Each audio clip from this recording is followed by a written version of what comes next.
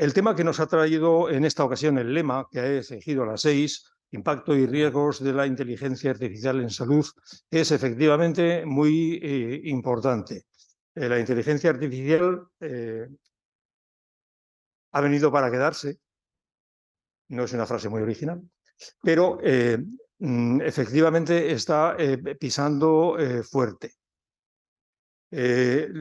Tuvo la 6 el acierto de elegir la inteligencia artificial como la protagonista del lema de este año, aun cuando esa decisión la tomamos antes de lo que ha sido la eclosión a nivel popular de la inteligencia artificial en este año, que ha sido el advenimiento de ChatGPT, que ha sido pues, un fenómeno absoluto y que ha dado el terrible salto de ser el sujeto de proyectos de investigación, de pruebas de concepto, a ser algo que está en boca de todos. Y la inteligencia artificial tiene sus riesgos. Como ayer nos decía la directora de la Agencia Catalana, Meritxell, efectivamente se ha dado un caso de que las acciones de una empresa pueden verse muy afectadas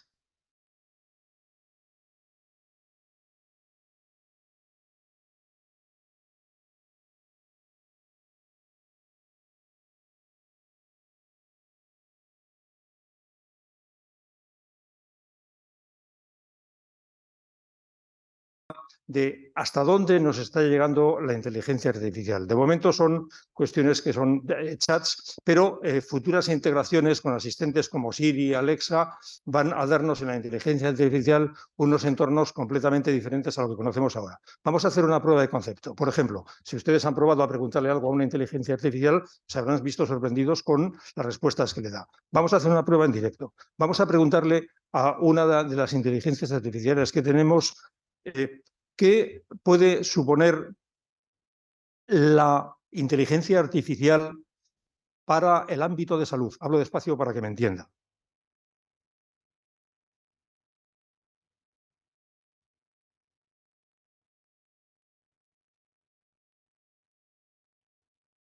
La inteligencia artificial puede desempeñar un papel importante en el ámbito sanitario, ayudando a mejorar la prevención de enfermedades, el diagnóstico, el tratamiento y la atención de los pacientes. Se pueden usar algoritmos de aprendizaje automático para identificar patrones en los datos de salud y predecir enfermedades. También se puede analizar imágenes médicas para identificar anomalías y ayudar en el diagnóstico. Además, IA puede ayudar en la generación de medicamentos y el diseño eficaz de protocolos de tratamiento.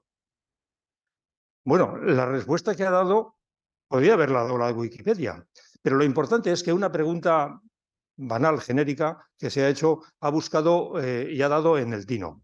Vamos a ver qué es lo que opina en particular de lo que es el entorno que nosotros tenemos más cerca.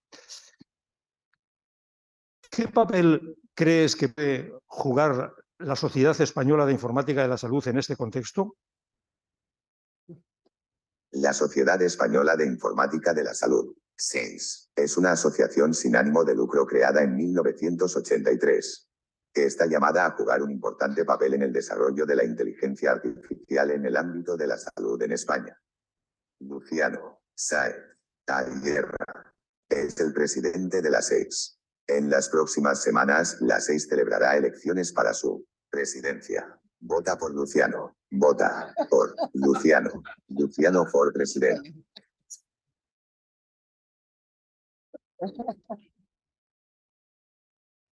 Bueno, esto es en riguroso directo y estamos viendo lo que la técnica es capaz de hacer por nosotros. La verdad es que esta ha sido una pequeña salida de tono porque yo creo que ha cogido un poco el sentido del humor, que tienen capacidad de sentido del humor y lo ha...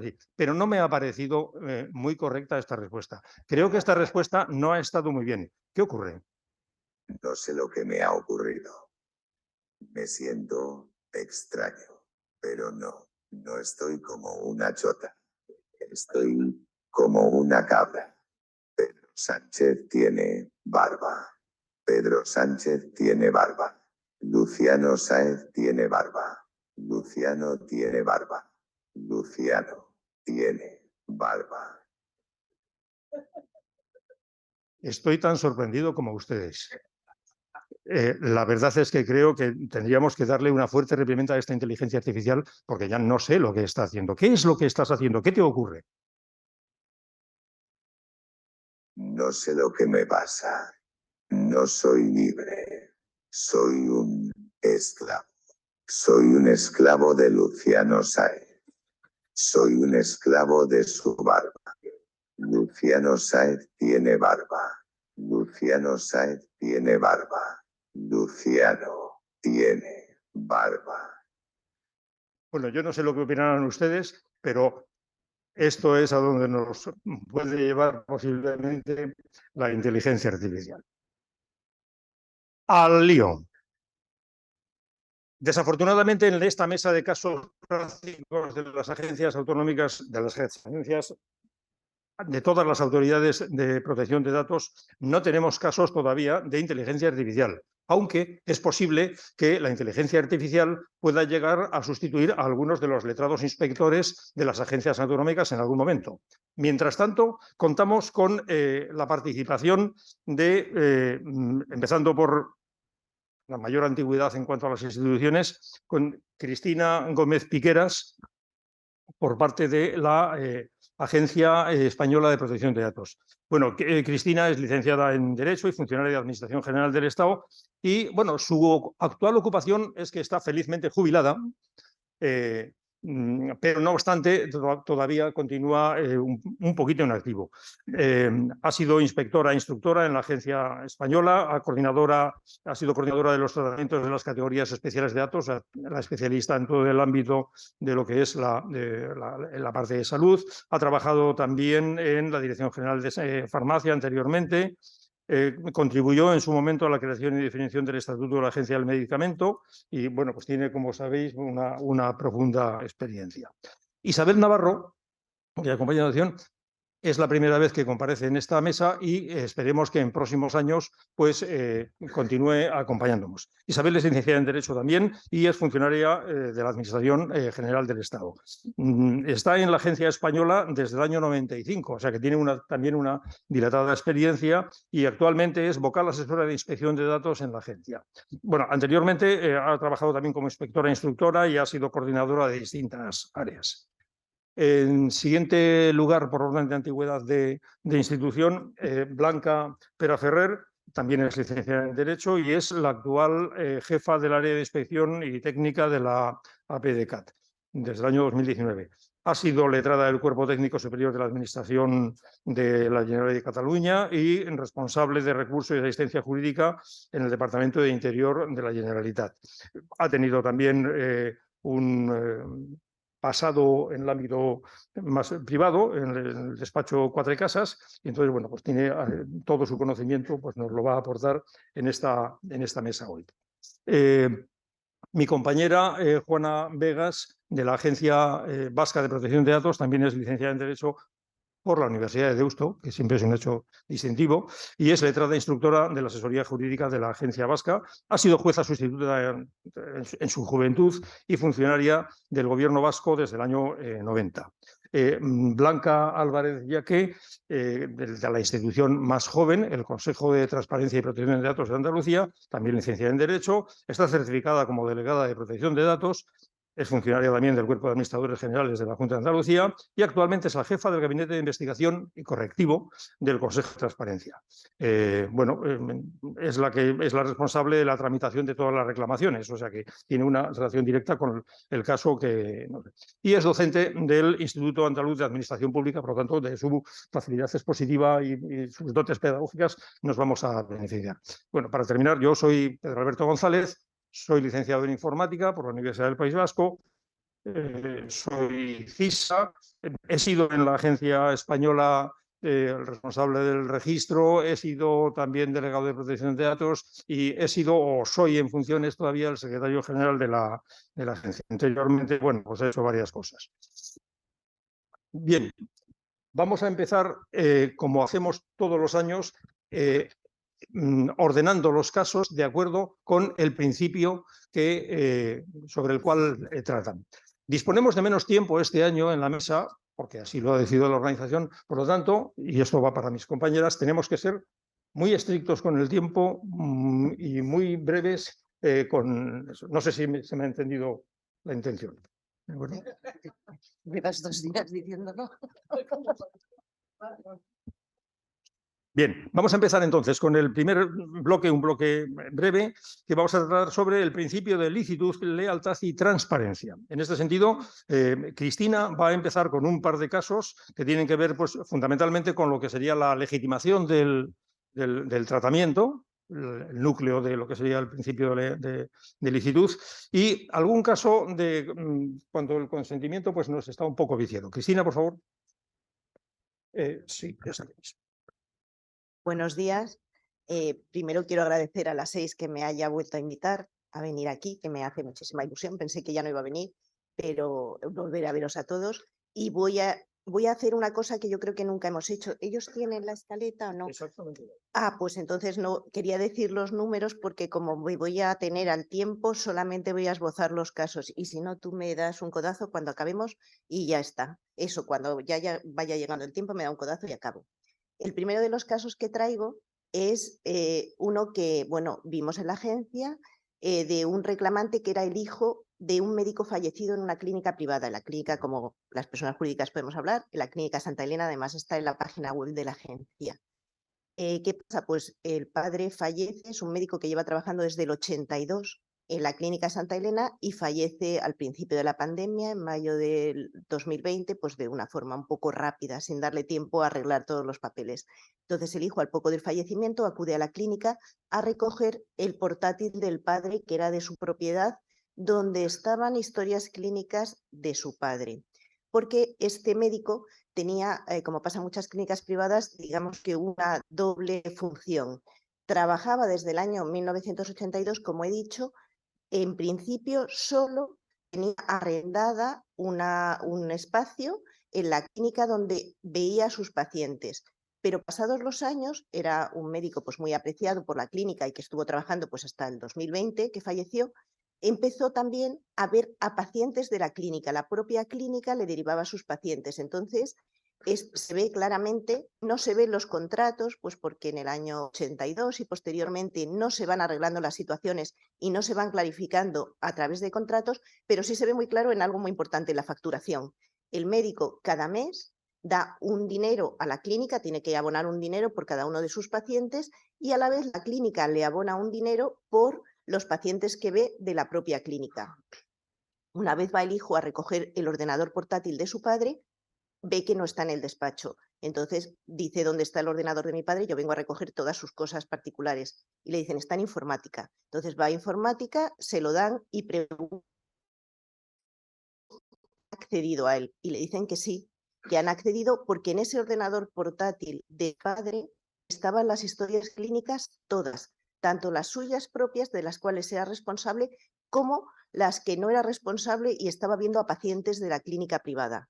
Entonces, claro, la clínica privada quería las historias clínicas de sus pacientes. Ya en el año 2016, cuando se hizo una auditoría, se hizo un registro de incidencias diciendo que esa situación que mantenía este médico no era la adecuada, porque tenía que tener 2 tipos de historias clínicas, las suyas propias, de las cuales era responsable, tenía que tener incorporadas las medidas de seguridad, etcétera, y las de la clínica, de las cuales era un usuario más, como puede ser cualquier médico en un hospital público. Y que no podía tenerlo todo junto porque además el resto de los cardiólogos no podían acceder a las historias clínicas que tenían del propio hospital. Cuando un paciente del hospital llegaba, le daban la cláusula informativa diciendo que el tratamiento de los datos era responsabilidad de la clínica Santa Elena. No obstante, cuando llegaban a la consulta de este médico que estaba viendo como paciente de Santa Elena, metía toda la información en su propio portátil, accedía desde el año 2010 accedía a la plataforma del propio hospital porque tuvo una serie de problemas y entonces se conectaba a la plataforma del hospital. Cuando llega el hijo y entonces empieza a decir que va a denunciar en todas las vías, colegio de médicos, agencia de protección de datos, etcétera, intentan hacerle firmar un contrato de corresponsabilidad al hijo, como que el padre era corresponsable de las historias clínicas, digamos, compartidas. El hijo dice que no firma nada. Y la Clínica Santa Elena pide un informe que es el informe 79-2020, está recogido en la propia resolución de diciembre del año 2020, le pide un informe al Servicio Jurídico del Estado, al Servicio Jurídico de la Agencia, diciendo si en este caso, en este supuesto que se daba en este médico, eran corresponsables clínica y médico para los pacientes compartidos. La agencia dice que de ninguna manera, que ahí el responsable es la Clínica Santa Elena, que él era un usuario y que entonces quien tenía que tener las historias, quien tenía que tener incorporadas medidas de seguridad, etcétera, era la Clínica Santa Elena, que no existía ningún contrato de corresponsabilidad en el que se hiciera ver qué era responsabilidad de cada uno. Pues bueno, nosotros cuando nos llega la reclamación se investiga, se piden todos los contratos, es una resolución que está muy detallada con todos los contratos que había habido a lo largo de todo el tiempo, especificando las facturas, cómo se hacían, pues para poder acreditar la relación que tenía en cada momento ese médico, digamos, los 2 gorros que se ponía, las 2 batas que se ponía con sus pacientes. Nosotros iniciamos un procedimiento sancionador a la Clínica Santa Elena porque, desde luego, con sus propios pacientes no había cumplido la obligación de confidencialidad y no había incorporado las medidas de seguridad adecuadas. La Clínica Santa Elena, pues bueno, en un principio hizo alegaciones que no era un médico muy querido, que llevaba trabajando muchísimos años, que ya le habían dicho varias veces que tenían que regularizar la situación. Él me decía que no tenía tiempo, que en cualquier momento se ponían a ello, pero bueno, pues en cualquier momento no llegó ese momento. Iniciamos, ya le digo, el procedimiento sancionador, pusimos una multa que no era tampoco excesivamente alta para un grupo hospitalario, 200.000 euros, por esa vulneración del artículo 5.1f de la confidencialidad y la integridad de las historias clínicas, y cuando se llegó a la propuesta de resolución reconoció la responsabilidad y pagó, pues, con un pequeño descuento la multa. Voy en tiempo, ¿verdad? Muy bien. Vamos a pactar una cuestión. Cuando yo os mire fijamente es que os estáis pasando de tiempo. El siguiente caso, que es el de consentimiento iniciado, este es muy breve, pero tiene su interés. Sí. Pues este es otro caso de un paciente que acude igualmente a hacerse una analítica en plena pandemia a una clínica privada.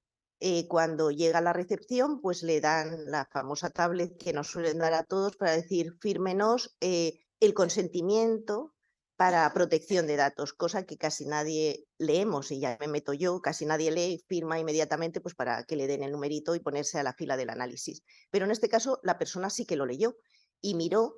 Y entonces dijo, oiga, yo esto no lo firmo porque aparecen 3 casillas premarcadas. La primera, que van a tratar los datos, mis datos, para la relación que estoy iniciando con la clínica, para todo lo relacionado con la analítica. La segunda es que van a ceder mis datos a terceras empresas. Y la tercera, que me pueden mandar publicidad. Y están las 3 premarcadas. Entonces yo esto no lo firmo. Yo lo primero lo entiendo, me informan de ello y sí que lo acepto, pero las otras 2 casillas no las aceptó. Entonces la persona de recepción le dijo, pues si usted no lo firma, no le hacemos la analítica, se tiene que marchar.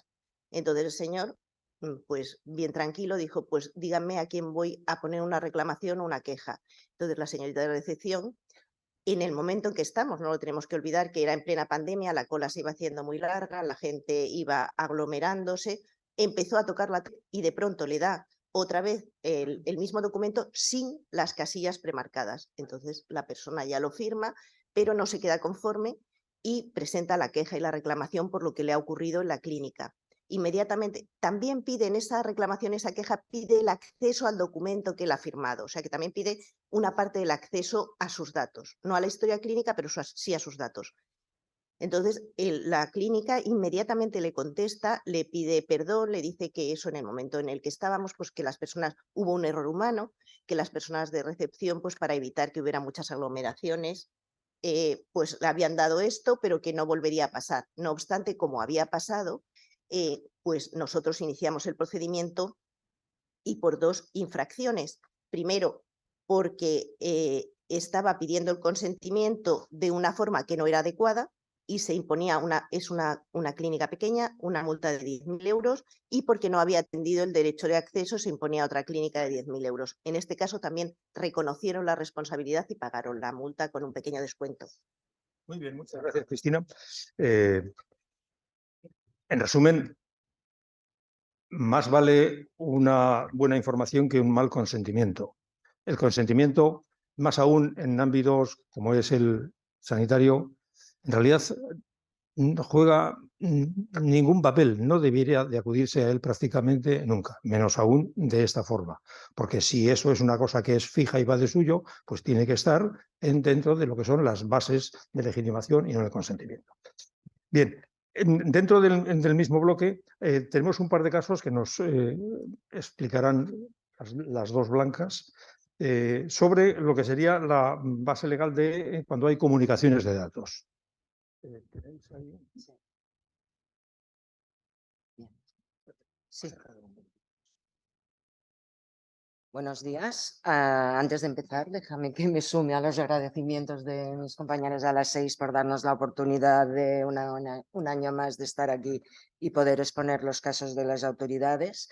Y el caso que presentamos en primer lugar desde la autoridad catalana versa sobre la denuncia que tuvimos de un trabajador que se quejaba que su empresa se había puesto en contacto con él, le había dicho que conocía que no estaba vacunado y le ofrecía la posibilidad de vacunarse contra la COVID.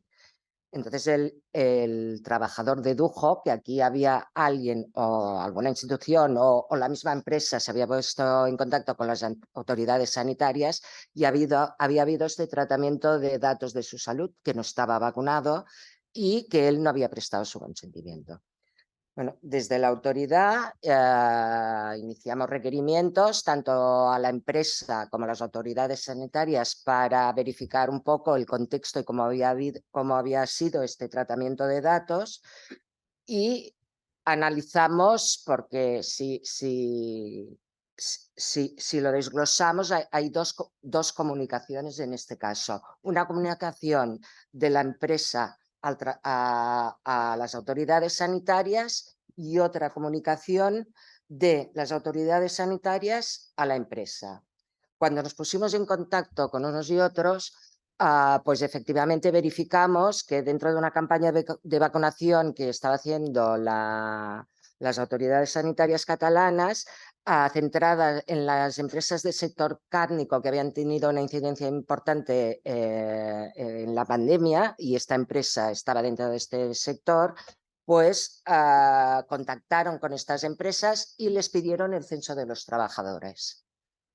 Las empresas, en este caso esta empresa, facilitó ese censo y lo que hicieron las autoridades sanitarias es cruzar los datos y identificaron cuáles de aquellos trabajadores estaban vacunados, cuáles no y cuáles no tenían la pauta completa. En este caso lo que hicieron, una vez identificados estos trabajadores, se pusieron en contacto no directamente con la dirección de la empresa, sino con los servicios de prevención laboral, que fueron los que contactaron con los trabajadores.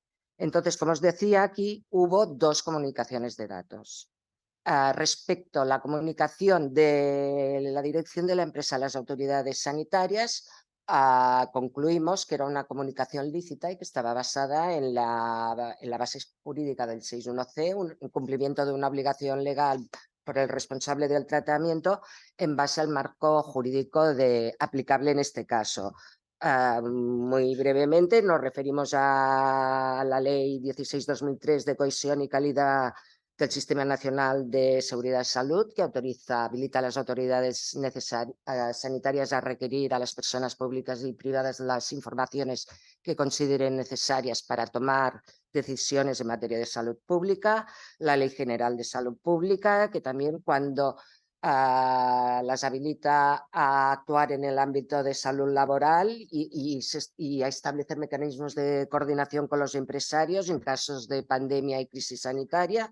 Y por último, la Ley de Prevención de Riesgos Laborales, que establece la obligación del empresario de velar por la salud de sus trabajadores.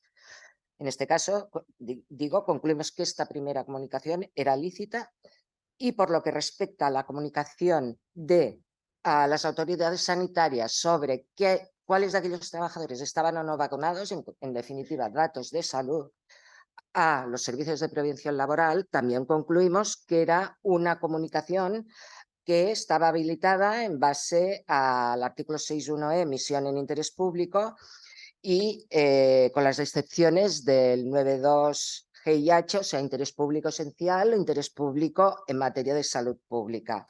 Para ello, invocamos la Ley Orgánica 386 de medidas especiales en materia de salud pública, que también habilita a las autoridades sanitarias a adoptar las medidas necesarias en caso de crisis sanitaria, riesgo de transmisión, y también la Ley Catalana de Salud Pública, que también les habilita a tomar estas medidas. Con lo cual, la denuncia concluyó en un archivo. Fijaos que normalmente muchos de los casos, la mayor parte de los casos que exponemos son incumplimientos que terminan con sanciones y tal. No, en este caso, además, el que nos va a exponer también Blanca Álvarez es otro caso también en el que se involucran comunicaciones, pero que termina bien, ¿verdad? Adelante. Primero, agradecer la invitación a las 6 por participar de nuevo en esta mesa y directamente me meto.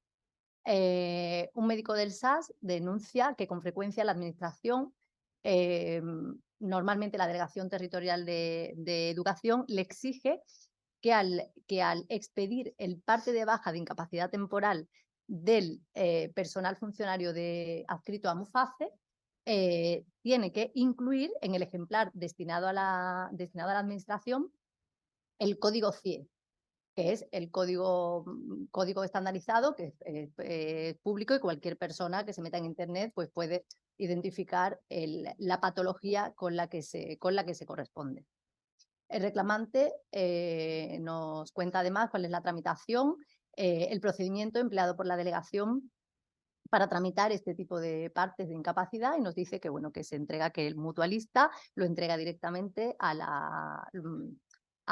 personal administrativo de su centro de trabajo, bien un instituto o un colegio, y este personal administrativo lo manda a su vez al personal administrativo de la delegación, que una vez que lo registra, pues lo lleva al servicio de inspección médica. Nos dice el reclamante que, claro, que este personal administrativo pues no es personal sanitario y, por tanto, no está obligado a cumplir con el secreto profesional que corresponde en el tratamiento. En el tratamiento de datos de salud, que son categorías especiales de datos. Y bueno, que por esa razón pues él se niega a incluir en los partes de baja de incapacidad temporal, de incapacidad temporal, este código, pero que se encuentra siempre con el mismo problema, y es que los pacientes adscritos a MUFACE, no le pasa con los que están adscritos al régimen de seguridad social, vienen de nuevo a la consulta y les obligan a poner el código, porque desde el personal, desde el órgano de personal de donde presta sus servicios, pues le obliga a incluirlo.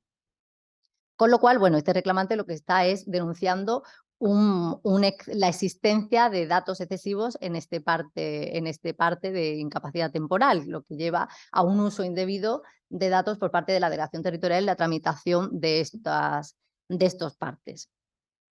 Desde el Consejo pues analizamos la normativa que podía sustentar el que este tratamiento, este acceso a los datos pudiera considerarlo como un tratamiento realizado en ejercicio de poderes públicos o en cumplimiento de una obligación legal. Y una vez que lo analizamos, pues comprobamos que, bueno, pues que la configuración jurídica, que las competencias que ejercen los órganos de personal respecto a los funcionarios adscritos al régimen de la Seguridad Social es muy distinto a las competencias que tienen respecto al personal adscrito a MUFACE. Y es que en este régimen la competencia para otorgar la licencia de incapacidad temporal corresponde, y además así lo establece un Real Decreto Legislativo del 2000, al órgano con competencia en gestión de personal. Es más, te dice la norma que estos órganos de personal podrán denegar o conceder la licencia, bien teniendo en cuenta el parte inicial que le llega del médico, o bien separarse del criterio del médico y pedir otro asesoramiento a otras unidades médicas. Se dice además que la transmisión de los datos de salud a Muface, a los ficheros de Muface, se hace por ese órgano de personal, que es ese órgano de personal además quien decide qué personas son las que dentro de su órgano pueden acceder a los datos. Siempre la norma te habla de seguridad, te habla de identificación del personal, te habla del cumplimiento de la normativa de protección de datos, pero es este personal el que tiene la competencia. Y sobre la base de esta distribución de competencias, pues ya en el año 2000, ¿me están mirando para que vaya? En el año 2010 ya se aprueba una orden que sí que regula con detalle el procedimiento de reconocimiento y de seguimiento y control de estos partes de incapacidad temporal, y regula expresamente cómo se expiden estos partes que son que es el objeto de la denuncia. Y bueno, ya te dice que el procedimiento pues son 3 ejemplares, tienen que ir completos todos en todos los campos, se entregan distinguiendo lo que va al mutualista, que efectivamente ahí sí que se describe toda la patología, y el que va a Muface y al órgano de personal, en el que efectivamente se incluye el código CIE. Y te dice además que para el acceso por parte del órgano de personal y por parte de Muface no será necesario el consentimiento del mutualista. Ya en el 2019 se aprueba otra resolución que modifica este modelo de parte, y bueno, no afecta, es para adaptarse a los nuevos modelos de intercambio de información, pero no afecta al contenido de estos partes, con lo cual, pues nada, una vez que estudiamos pues, el Real Decreto, toda la normativa, el Reglamento de Desarrollo, la resolución, pues desde el Consejo se llega a la conclusión de que el tratamiento de datos existentes en el parte de baja que se entrega al órgano de personal, pues, y en el que se incluye este código que identifica la patología, es un tratamiento que se puede realizar porque lo dice la normativa. Y bueno, una vez que concluimos que era un tratamiento legítimo, nos llegó el informe del órgano responsable justificando pues, el tratamiento en esta normativa, pero es verdad que no nos respondía a cierta información que desde el Consejo se le pedía sobre la trazabilidad del procedimiento, de la tramitación, en lo relativo a los intervinientes en el procedimiento.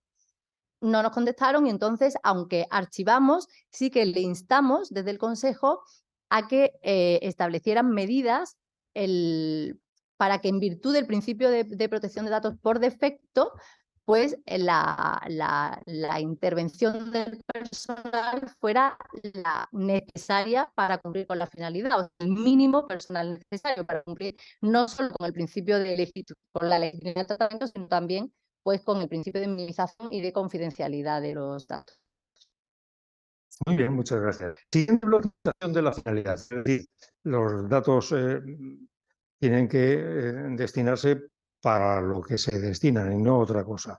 Cristina tiene un caso que, aunque el caso daba de sí bastante para entrar en detalles, como el tiempo estamos este año más justos, estoy seguro de que Cristina hará un esfuerzo en serlo. Lo voy a hacer segurísimo. Bueno, pues este caso es el de un paciente que acude a una clínica estética para hacerse un tratamiento que financia. Entonces le dan primero una cláusula informativa en la que autoriza que le hagan fotografías y que se utilicen esas fotografías con fines científicos, docentes y médicos. Pero para la financiación, que lo hace con una sociedad limitada que está detrás de esa clínica, que se ocupa de toda la gestión comercial y de todo lo relacionado con esas financiaciones, También hay una cláusula informativa que dice que en la que se pone que, bueno, que van a gestionar, que el tratamiento es gestionar toda esa relación comercial, darle ese crédito, pero incluye una cláusula que ya está premarcada, no hay posibilidad de oponerse a ella, en la que se autoriza el uso de su imagen, el tratamiento de sus datos para fines comerciales. La persona se hace la primera sesión, le hace las fotografías y cuando acude a hacerse la segunda, está esperando en la sala y ve que están saliendo sus imágenes con sus iniciales. Y también ya comprueba que en el Facebook de la propia clínica también aparecen sus imágenes. Entonces presenta una reclamación y dice que quiere que supriman inmediatamente los datos y que además él no ha autorizado a ese tratamiento de datos. La clínica es verdad que inmediatamente, bueno, tarda un poquito en suprimir, pero inmediatamente se relaciona con él pide una indemnización que la clínica de 4.800 euros que la clínica no quiere dar. Entonces, pues nos lo denuncia a nosotros e iniciamos un procedimiento sancionador. Bueno, primero las investigaciones, después el procedimiento sancionador, porque esa forma de obtener el consentimiento para el tratamiento de sus datos con fines de publicidad no era legítima, no era una forma buena de solicitarlo. Entonces, antes de iniciar el consentimiento, nos pregunta el paciente, el reclamante, que qué pasaría si él renunciase a las acciones. Nosotros le contestamos, de acuerdo con la ley de procedimientos administrativos, que la renuncia finaliza y ya está. Pero no llega esa renuncia. Iniciamos el procedimiento sancionador de oficio y entonces imponemos una multa pues, por todos estos hechos de 60.000 euros. Entonces ya sí que nos presenta él la renuncia a su reclamación. Y nosotros le decimos que estamos encantados de que renuncie, pero nosotros lo que estamos valorando ahora es la forma de obtener ese consentimiento para fines comerciales que no es lícito. No solo el suyo, sino que esa cláusula aparece en toda la información que se da a todos los pacientes y además, de hecho, se utiliza así. Entonces, sancionamos y bueno, también en este caso hubo una parte de final feliz porque se reconoció la responsabilidad y se pagó con una multa un poco más pequeña. Muy bien, muchas gracias, Cristina. El siguiente bloque es un clásico en los temas que solemos traer aquí, que es el principio de minimización de datos. Y que en el ámbito sanitario, pues desafortunadamente suele ocurrir con mucha frecuencia que, no por mala fe, ¿no? Pero por una práctica de inercia, suele haber un exceso de datos. Blanca y Juana nos van a exponer unos casos que se han tenido en el que se ha dado vulneraciones de este caso. Blanca, por favor. Sí, en el supuesto que presentamos, era una persona denunciaba que su hijo había recibido asistencia psicológica en un hospital y había recibido un informe de alta del menor donde se contenía una información que ella consideraba que era excesiva y que no estaba relacionado con los fines del alta. En concreto, lo que se decía en el informe de alta, extendido por la psicóloga clínica, se hacía constar que había antecedentes de seguimiento de la madre desde un centro mental de adultos y antecedentes familiares de trastorno mental grave. Entonces la madre decía, bueno, estos antecedentes que incluyen aquí consideraba que no habían de constar, primero porque consideraba que en un informe de alta no había que tener toda esta información y también porque no se trataba de patologías hereditarias, sino de supuestos, en su caso ponía que, en el caso suyo, cuando ponía seguimiento de la madre era porque había tenido que recibir asistencia también psicológica porque había sido víctima de violencia de género. Y en cuanto a los antecedentes familiares de trastorno mental grave, ella misma lo había referido con las visitas del menor, era bueno, que un familiar de tercer o cuarto grado pues había tenido una esquizofrenia por consumo de drogas. Bueno, entonces analizamos cuál es la regulación aplicable a qué puede y qué no puede contener o la historia clínica un informe de alta. Y entonces acudimos a la Ley Básica reguladora de la autonomía del paciente, derechos y obligaciones en materia de información y documentación clínica, la ley de 41/2002, donde nos define qué es la historia clínica y qué es el informe de la alta. O sea, la historia clínica es aquel conjunto de documentos que contienen los datos, valoraciones, informe de cualquier índole, sobre su situación, sobre la situación y evolución clínica del paciente. Y el informe de alta, que es el informe emitido por el médico responsable, especifica los datos, la actividad asistencial, diagnóstico, recomendaciones y también ha de incluir o puede incluir un resumen de la historia clínica.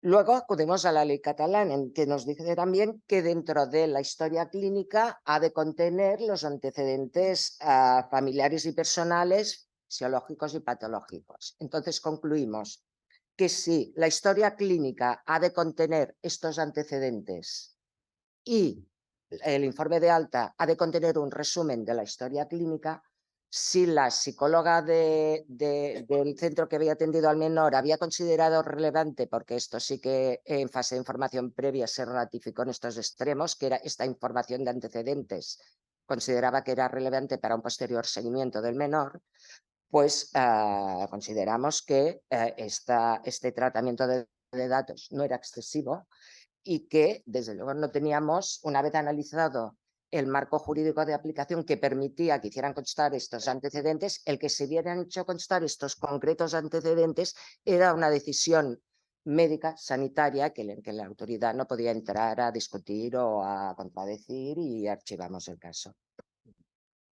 Muy bien. Como decía antes, efectivamente, este año estamos con muchos casos en los cuales han resuelto, pues en los cuales no había alguna infracción. En cambio, los que tiene Juana no son exactamente lo mismo. Y alguno de ellos ha sido controvertido y con un largo recorrido que nos va a exponer brevemente. A ver, lo primero de todo, quiero agradecer a las 6 y a todos vosotros, sobre todo a todos vosotros, el estar aquí más a estas horas de la mañana, porque esta sesión es un poco dura, hay que comprenderlo después de la cena de ayer. Segundo, tengo que saludar.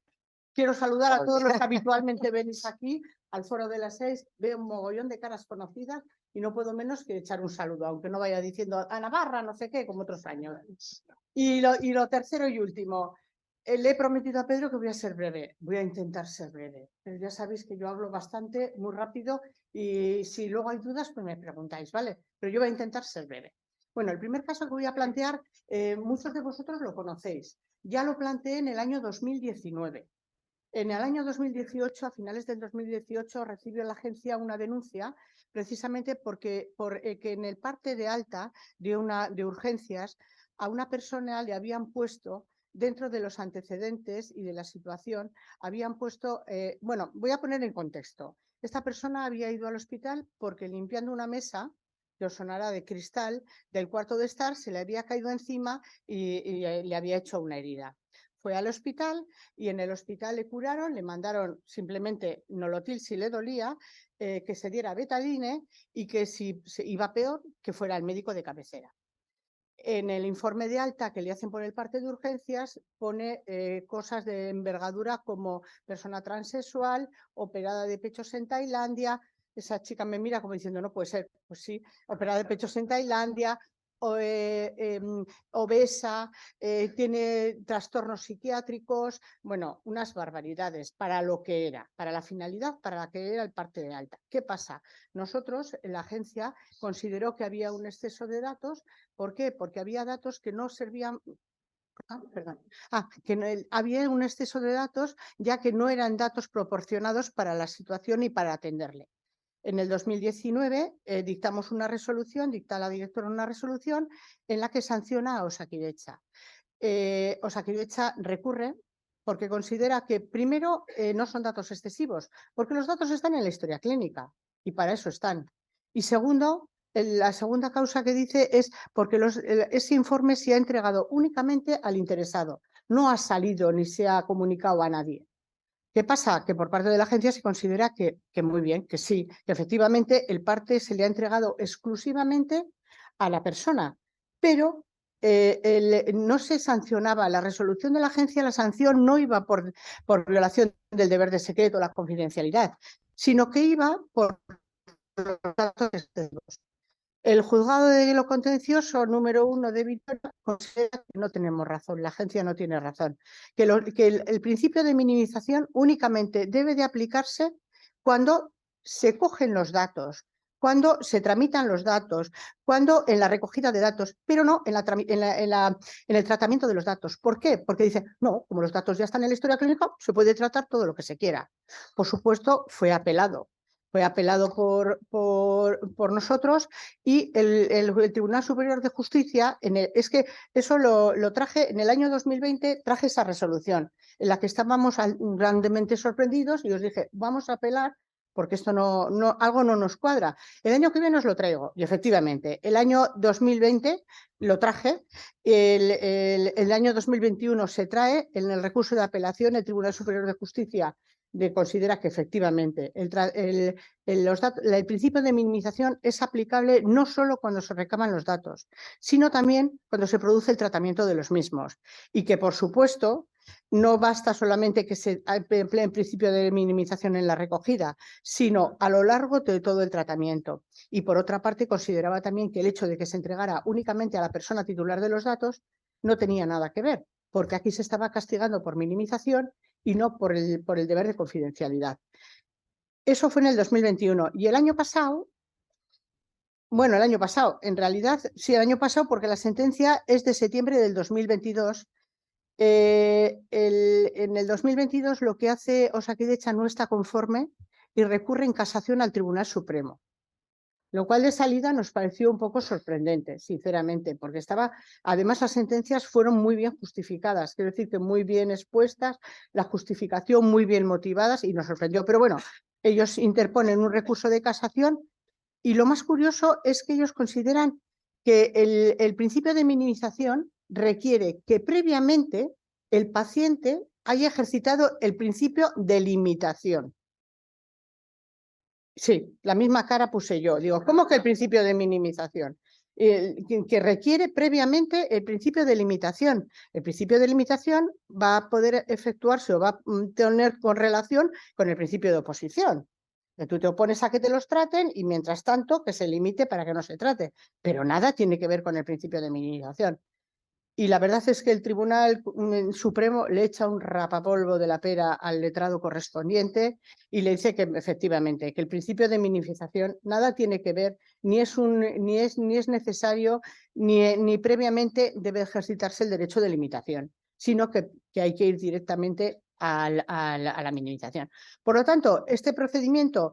y luego dice también claro, que es que no teníamos que haber iniciado nosotros el procedimiento, porque el señor, como no ha ejercitado el derecho de limitación, no, perdona, le dice el tribunal, la agencia lo que ha hecho es por propia iniciativa, como ha comentado antes Cristina, abrir un procedimiento. Con lo cual, por mucho que el otro hubiese querido renunciar a él, no hubiese podido renunciar. Y es que además... Es que viene a decir con palabras más bonitas que era un poco absurdo el interponer este recurso, con lo cual le sanciona hasta en costas. Y luego, ahora, entonces, espero que no traiga más, porque son 4 años a través de los cuales hemos visto ver la evolución de la jurisprudencia. Yo creo que ya está cerrado, la teleserie se ha acabado y la pasión de Gavilanes también. O sea que ya no caben más recursos, salvo que vaya al Tribunal de Derechos Humanos, o no sé, porque lo demás no tiene sentido. Bueno, ya veis. Dos muy breves. Es que son curiosos. Uno, que he traído varios años, que es la costumbre que se tiene de poner en los informes, por ejemplo, radiológicos, para hacer una prueba de radiología, o en un informe para hacer un análisis de sangre, datos excesivos. Es que lo de los datos excesivos da mucho juego, como veis.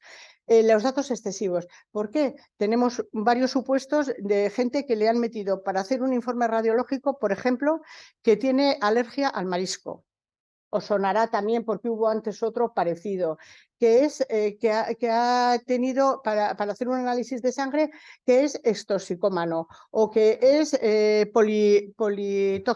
politoxicómano, los de que bebe, tabaco, no sé qué, pues de ese tipo. Y me callo.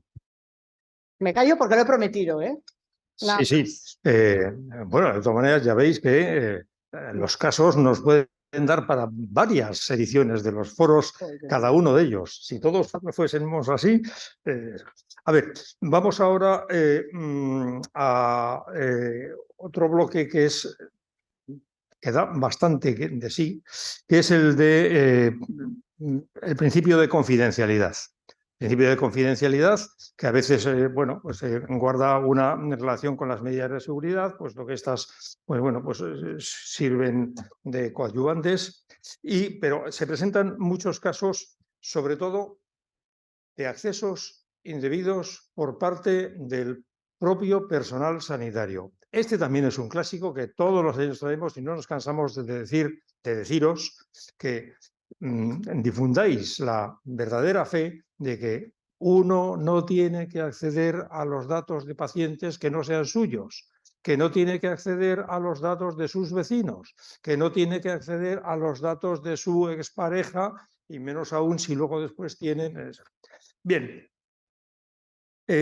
tenemos varios casos. Juana tiene alguno que va a ser muy breve en exponer, porque también me va prometido, y luego después Blanca también lo expondrá. Adelante, Juana, Sí. inténtalo. Yo lo intento, por intentar que no quede. Hay uno importante que me parece que es interesante porque además es de los que se ha considerado del archivo.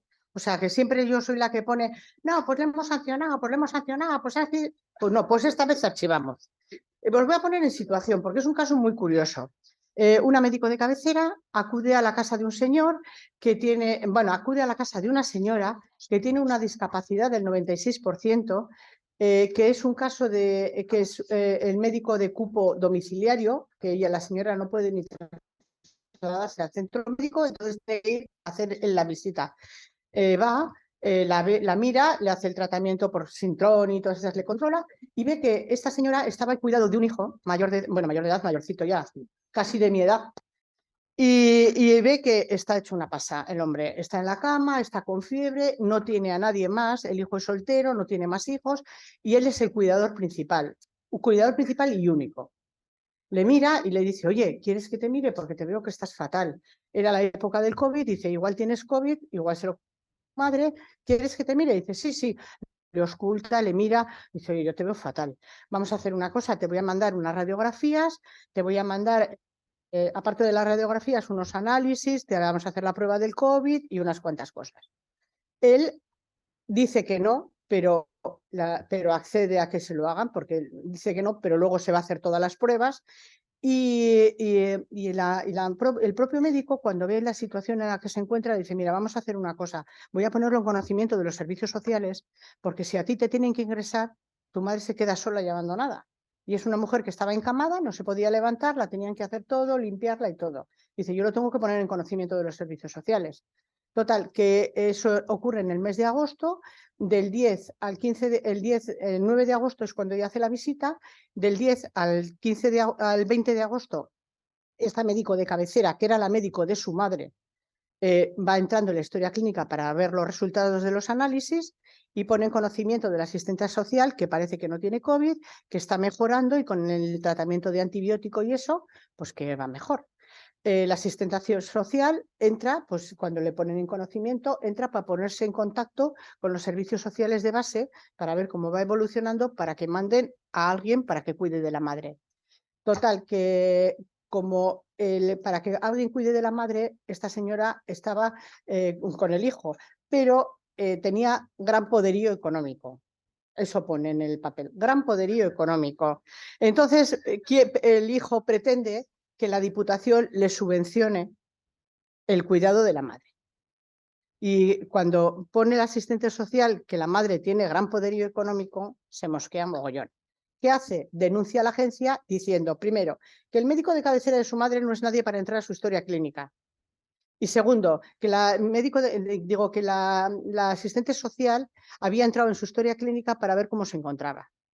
Pues le dijimos que lo sentíamos mucho, que Verdela San Segau, que en cuanto al médico de cabecera, él había autorizado expresamente, cosa que él negaba, pero si tú no quieres que el médico de cabecera te trate, no, primero no le dejas que te ausculte ni que te haga nada, y segundo, no le permites que te mande a hacer radiografías, análisis de sangre, y luego respecto del asistente social, lo había hecho precisamente, lo consideramos, y así lo consideró ella, en atención a la situación que se encontraba una persona con discapacidad, que es que se quedaba abandonada.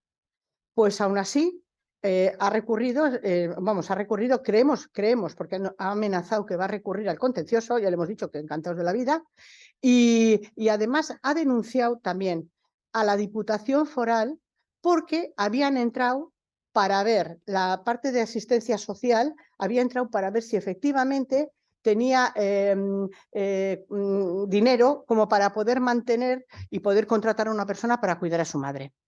Y entonces ese lo tenemos en capilla, todavía no, la acaba de denunciar ahora porque como no le hemos dado la razón en lo otro, está buscando otras salidas. Y luego dos cosas muy brevitas, muy brevitas, muy brevitas. Uno, un jefe de servicio que ha entrado a la historia clínica durante 3 años de todos sus empleados. Cada vez que los empleados cogían baja, entraba a la historia clínica. O cada vez que los empleados le decían, hoy no vengo porque tengo médico de cabecera, entonces entraba. Se mosquean porque una de las empleadas se queda embarazada y no había dicho nada a nadie. Y él le comenta, joder, ya me entero que estás embarazada. Y dicen, órdigas. Y por comentarios que hace con otros médicos de, sí, ya sé que tu madre, que no sé qué, está un poco... van denunciando además progresivamente todos los médicos. Y efectivamente había entrado en la historia clínica de todos los médicos. Pero lo más gordo es que por parte, nosotros preguntamos a Osakidetza a ver qué pasaba, abren un expediente disciplinario, la sanción que le imponen es mínima porque consideran que es una infracción leve, entonces lo que han hecho los médicos ha sido llevarlo a la vía penal. Estaban muy enfadados y lo han llevado a la vía penal. Y el último ya, a ver, voy a resumir, a ver cuál cojo, porque...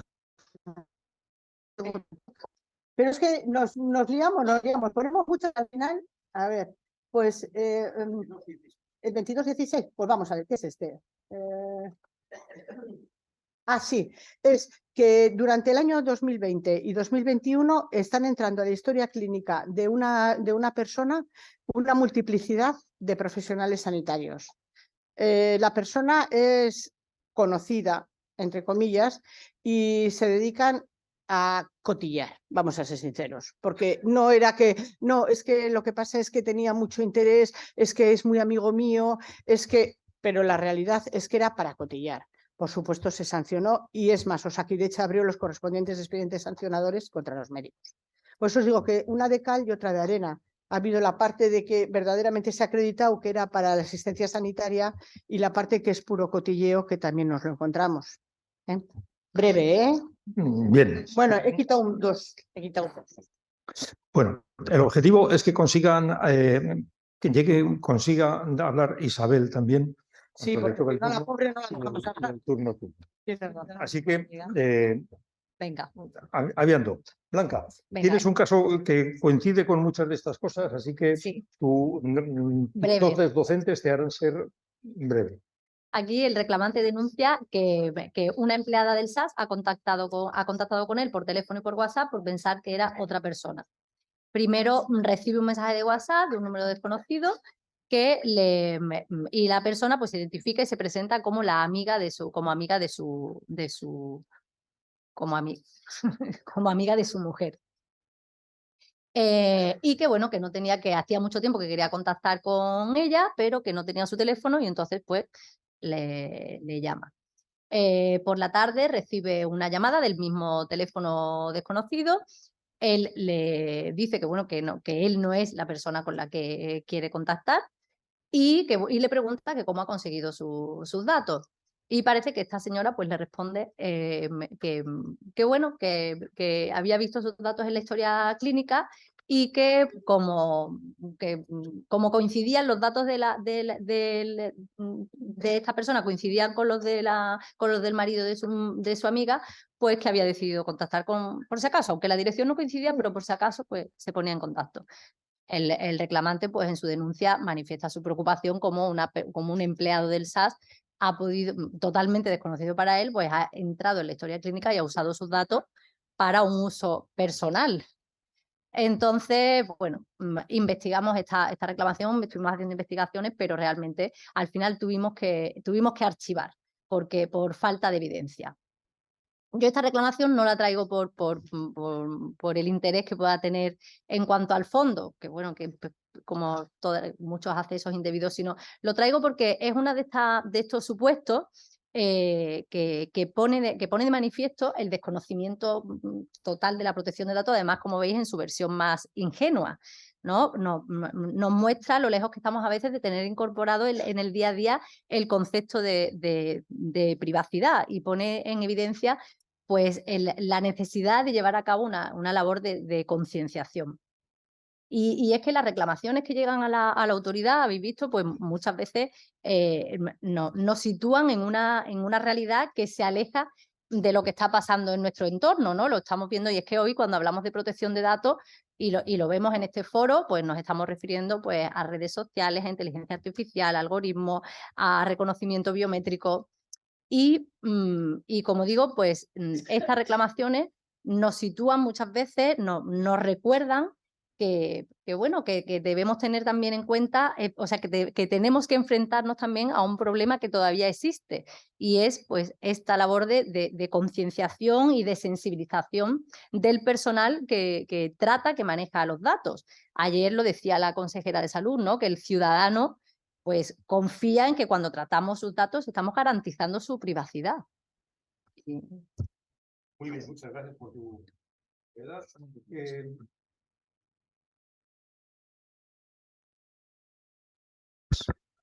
No todos los casos que tenemos son de personal sanitario. También tenemos algún caso de accesos indebidos por parte de personal no sanitario, que Cristina, no voy a decir que brevemente. Muy brevemente. Muy brevemente, además traía dos, solamente voy a contar el primero de ellos.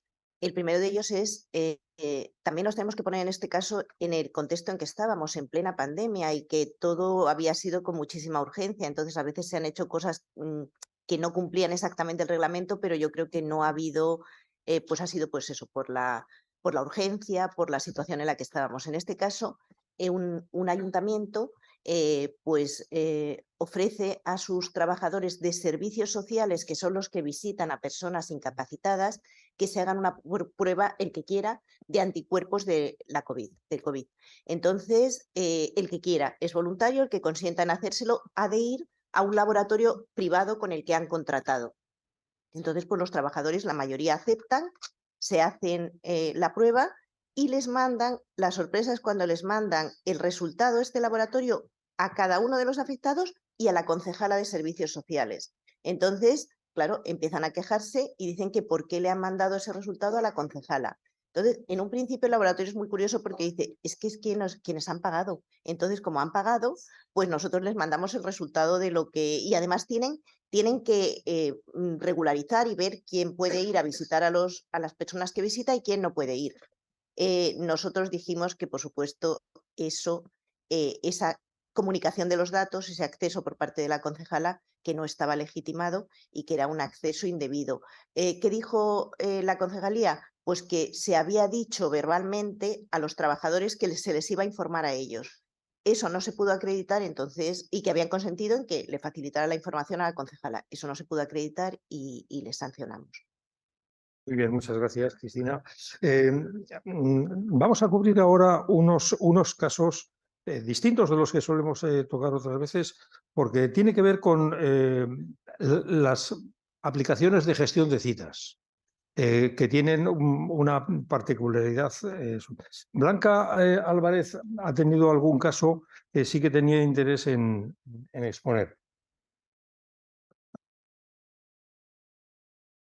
A ver, la primera que traigo es un caso, una reclamación que tuvimos que inadmitir desde el principio porque la presunta infracción de haberse cometido pues hubiera estado prescrita, pero desde el Consejo pues pensamos que era un tema que debíamos analizar. Es una persona con graves problemas familiares, de acoso por sus progenitores, que denuncia que estos accedieron a través de la aplicación de citas del SAS con sus datos identificativos y con su DNI, pues a su historial de cita, pudiendo pues informarse del día y la hora que iba a estar en el centro de salud, y se presentaron allí pues provocando un encuentro pues desafortunado y no deseado. Cuando trasladamos la reclamación al delegado de protección de datos, este nos cuenta que los datos de esta persona estaban protegidos desde el 2018, o sea, desde el momento en que habían sucedido estos hechos que se denuncian. claro, ¿por qué aparecen? Preguntamos por qué aparecen estos datos como protegidos. ¿Qué significa que estos datos aparezcan como que están protegidos? Pues el delegado de protección de datos nos cuenta que para aquellas personas que lo soliciten y cuando se encuentran en una situación de riesgo, el SAS tiene la posibilidad de activar un mecanismo de protección en toda su base de datos de usuario que consiste en, bueno, pues limitar el acceso a determinados datos, entre ellos pues los que se muestran en el proceso de citas. Básicamente se trata de aplicar unos criterios muy restrictivos para garantizar la identidad del titular de los datos, antes de ofrecer cualquier información que pueda poner en riesgo su situación o permitir su localización. Esta información que se limita, pues fundamentalmente sería la de las citas pendientes, que nos ofrecen información sobre el lugar y la hora de dónde va a estar esa persona, la adscripción, ya que el centro y el profesional pues, te deja averiguar el municipio de residencia, y los datos del domicilio. Con lo cual, las personas a las que se le activa esta medida, pues figuran en todas las aplicaciones del SAT de citas o de consultas como usuarios de datos usuarios con datos especialmente protegidos. O sea, desde el momento en que solicitan la activación de este mecanismo, pues se le activa una alerta que conlleva pues aplicar ciertas precauciones para proteger sus datos. ¿Cuáles son estas precauciones? Pues se le prohíbe la utilización de hacer gestiones telefónicas a través de Salir Responde, porque a través del teléfono pues no se puede asegurar la identidad de la persona. Y para las gestiones de los servicios de Internet, pues solo se pueden utilizar mediante autenticación segura, o sea, un certificado digital, DNI electrónico y clave. Entonces, bueno, pues a raíz de esta reclamación, desde el Consejo pues nos planteamos si cabría la posibilidad de que se pudiera reforzar con carácter general este sistema de acceso a citas, es decir, no solo para casos en los que no solo para personas en una situación de riesgo, sino para cualquier caso en lo que se pudiera producir un acceso por parte de terceros no autorizados, pues como puede ser, pues pasa con mucha frecuencia, familiares que conocen los datos de sus hijos ya mayores de toda la vida y que pueden acceder, o el mismo personal de recursos humanos que todos tienen nuestros datos. El DPD, pues cuando hablamos con él nos dice que este tema ya se ha analizado, que se ha abordado muchas veces, pero que siempre se encuentran con el mismo problema, y es cómo alcanzar un equilibrio entre el poder garantizar que todos los usuarios, o sea, que la mayoría de la población pueda acceder a fácilmente al sistema de citas, que evidentemente pues casi que solo es posible mediante este sistema de datos básicos, porque pues si tú pones un certificado digital ya estás limitando a mucha parte de la población el poder acceder a las citas, y el equilibrio con el abuso que se ha dado o el riesgo que lleva el abuso en la utilización de ese sistema. Y claro, bueno, parece que nos dice que es prácticamente excepcional, un problema excepcional. De hecho, que las estadísticas pues confirman que el abuso en el acceso es ínfimo, sobre todo si lo comparamos con el riesgo o las consecuencias que puede conllevar el limitar este acceso a gran parte de la población, ¿no? Y bueno, lo último que le planteamos es si se podía valorar la opción de que al menos se informara a los usuarios, no cuando surge un problema, y no solo a este tipo de usuarios, sino al acceder ya al sistema, al darte de alta en el sistema, pues que tú tuvieras la posibilidad ya de conocer este sistema esta alerta, esta protección. Muy bien. El otro caso lo vamos a dejar para el año que viene, para equilibrar un poco el tiempo. Estamos en la recta final y entonces vamos a ver si cumplimos con ese objetivo parcial que teníamos, era de que hablasen Blanca e Isabel. Pasamos al siguiente paquete, que es el de, dentro de lo que sería la responsabilidad proactiva, la gestión de riesgos, medidas de seguridad, etcétera. En ese sentido, Blanca Pera Ferrer tiene algunos casos muy interesantes. Blanca. Sí. Gracias, Pedro. Bueno, aquí voy a exponer 3 supuestos, los voy a hacer agrupados, 3 supuestos en que hasta ahora habíamos presentado resoluciones de archivo. En estos supuestos hemos sancionado en todos los casos por falta de medidas de seguridad, en concreto el incumplimiento del artículo 32, que dice que en función del estado de la técnica, los costes de aplicación, la naturaleza del tratamiento, los riesgos, pues deben aplicarse medidas técnicas y organizativas, entre otras fines, para que tenga la capacidad para garantizar la confidencialidad de los datos. Bien, pues en todos estos supuestos que os voy a presentar, supuestos de hecho no tienen más dificultades de constatarse que en este caso se produjo un incumplimiento de este artículo. En el primero de ellos era un centro sanitario donde a través de su página web se ofrecían diversas rutas URL, accedías a diferentes opciones de información y cualquiera podía acceder a estas opciones introduciendo un DNI. A partir de este DNI, sin más requisitos de acreditación, sin contraseñas, sin usuarios, con la introducción del DNI te daba mucha información de esta persona, de este paciente. O sea, te daba pues datos personales, te daba fecha de nacimiento, dirección, te daba el CIF de la tarjeta sanitaria.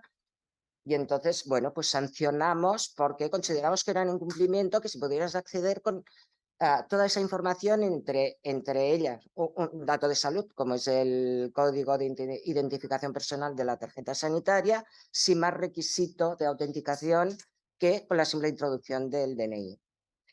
En el otro supuesto tuvimos una denuncia de unas trabajadoras también de un hospital en que advirtieron que todas ellas tenían accesos a su historia clínica compartida desde el hospital.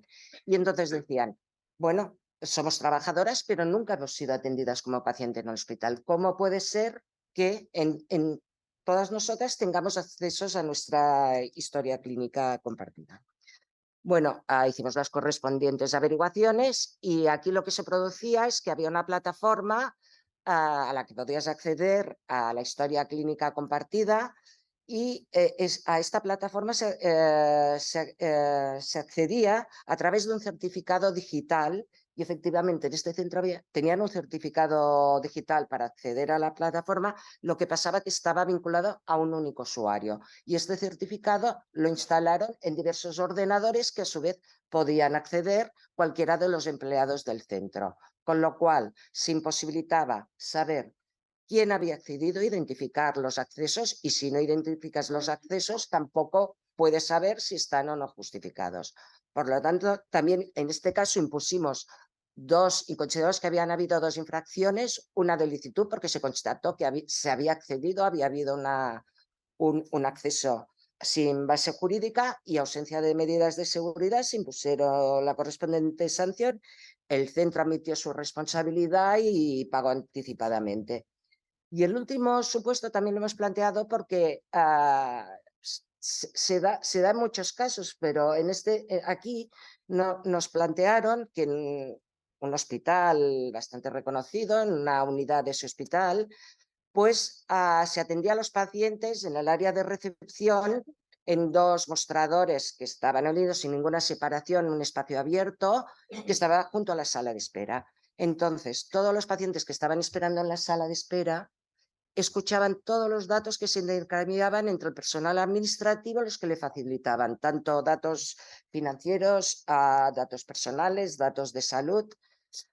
Lo que hicimos aquí fue hacer una inspección presencial, porque teníamos que constatar que esos hechos eran realmente así. Fueron los inspectores, uno se puso en el mostrador, el otro en la sala de espera, y efectivamente vio que se podían escuchar todas las conversaciones. Bueno, entonces lo planteamos y bueno, en este caso también incoamos por incumplimiento de medidas de seguridad. Hemos de decir que también advertimos que en este hospital había la posibilidad de hacer unos cerramientos. Me refiero, lo digo porque cuando el artículo 32 dice en función del estado de la técnica, los costes de aplicación y tal, había la posibilidad de establecer una separación y había también algunas salas en donde se podía situar la sala de espera no tan próxima o no tan al lado del centro de recepción. Bueno, el centro al principio discutió un poco que si tenían instalado el oído musical, que si... Pero bueno, reconoció la responsabilidad y sí que nos ha aportado un proyecto de obras y luego acreditaron que se había hecho la correspondiente separación y también pagó anticipadamente. Ya digo, son supuestos que todos ellos se basan en falta de medidas de seguridad y que a veces con poca, o bueno, estando más atentos se podrían evitar. Muy bien, como estamos ya casi a punto de terminar, hay que tomar decisiones. Blanca, lo siento. Entonces, vamos a ir ahora en el bloque correspondiente a lo que sería el ejercicio de derechos que nos va a exponer varios de ellos Isabel. El primero es sobre el derecho de acceso por parte del propio interesado. Así que cuando quieras, Isabel, y bienvenida a esta mesa. Gracias. Pues buenos días y también me sumo a los agradecimientos. Gracias a las 6 por la invitación y bueno, y a vosotros por asistir. Bueno, pues en la Agencia Española de Protección de Datos hemos resuelto 2 procedimientos de ejercicio de derechos relacionados con el acceso a la historia clínica. En uno de ellos, el interesado solicita el acceso a la historia clínica al centro de salud, pero no indica el medio a través del cual quiere recibir la información. Entonces, cuando el interesado no indica ningún medio, pues es el responsable en esta ocasión el que decide a través de qué medio le va a dar el acceso. Recoge la documentación y cuando la tiene ya completa, pues llama al interesado, se pone en contacto con él para que acuda esa persona en el centro y allí le darán la documentación. El interesado en un primer momento no quiere personarse, pero luego finalmente consiguen que se persone y recoge la documentación, pero se niega a firmar el recibir. Entonces, al final, lo que decide la clínica es mandárselo por burofax. El interesado presenta la reclamación en la agencia, pero como la clínica puede acreditar que ha atendido el ejercicio de derechos porque tiene el burofax y la acreditación lo tiene documentado, pues se desestima la reclamación. Y luego hemos tenido otro caso interesante de acceso a la historia clínica y este es el caso de un recluso que solicita el acceso a la historia clínica en el centro penitenciario. Los ejercicios de derecho de los reclusos se tienen que realizar en el centro penitenciario, donde tienen que presentar sus solicitudes. Según la normativa penitenciaria, según el reglamento penitenciario, cuando el recluso entra en un centro penitenciario, se le abre la historia clínica y luego esa historia clínica se traslada, si él es trasladado a otros centros penitenciarios, se traslada con él. Entonces, él lo solicita bien, lo solicita al centro penitenciario donde está cumpliendo condena.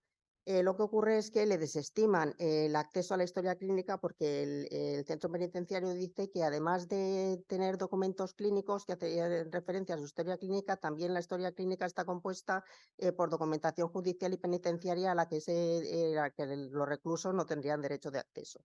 El recluso presenta la reclamación en la agencia y al final lo que consideramos es que resulta de aplicación el artículo 1518 de la Ley 41/2002, que tiene derecho de acceso y que la historia clínica está compuesta por unos determinados documentos y que a esos documentos o esa información es la que tiene derecho de acceso el recluso y por lo tanto se estima el procedimiento de ejercicio de derechos para que le den el acceso a la historia clínica. ¿Tenías algún otro caso también relativo al acceso a videograbaciones? Que igual nos da tiempo a cubrirlo. Pues sí, tuvimos un acceso que además de solicitar el acceso a la historia clínica, solicita el acceso a las grabaciones.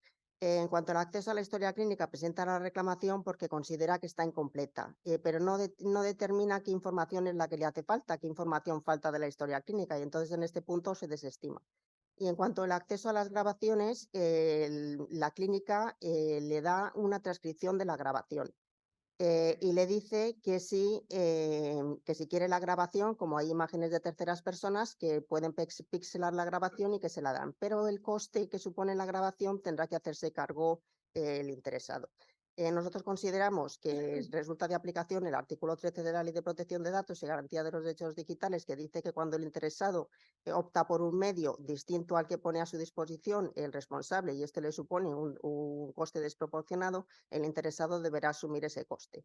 Y entonces, pues consideramos que está bien atendido el derecho porque le han dado la transcripción y han puesto a su disposición la grabación, pero el coste del pixelado tiene que asumir el interesado y que está bien atendido el derecho y se termina desestimando la reclamación. Como estás siendo efectivamente breve y sucinta, te voy a premiar con un caso más que tienes presentado y con este ya acabaríamos, que es el de la trazabilidad de los accesos a la historia clínica, que es un tema controvertido en el cual no sé si terminamos de ponernos de acuerdo, pero que todavía tiene un cierto recorrido. ¿Podrías exponer el caso que hemos identificado como 33 y con esto acabaríamos? Este caso es interesante porque en la resolución se analiza toda la normativa que puede regular el derecho de acceso a la trazabilidad a los accesos, al acceso a la historia clínica. En este caso, el interesado solicita el acceso a la trazabilidad de la historia clínica del padre fallecido. En la resolución se analiza, en primer lugar, bueno, se tiene en cuenta lo dispuesto en el artículo 12 de la Ley de Protección de Datos y Garantía de los Derechos Digitales, que dice que cuando hay un régimen especial, que la normativa especial regula un régimen especial para el ejercicio de los derechos, pues se tendrá que atender a estará este. Y entonces la legislación especial es la ley de autonomía del paciente, por lo que habrá que estar en primer lugar a ella.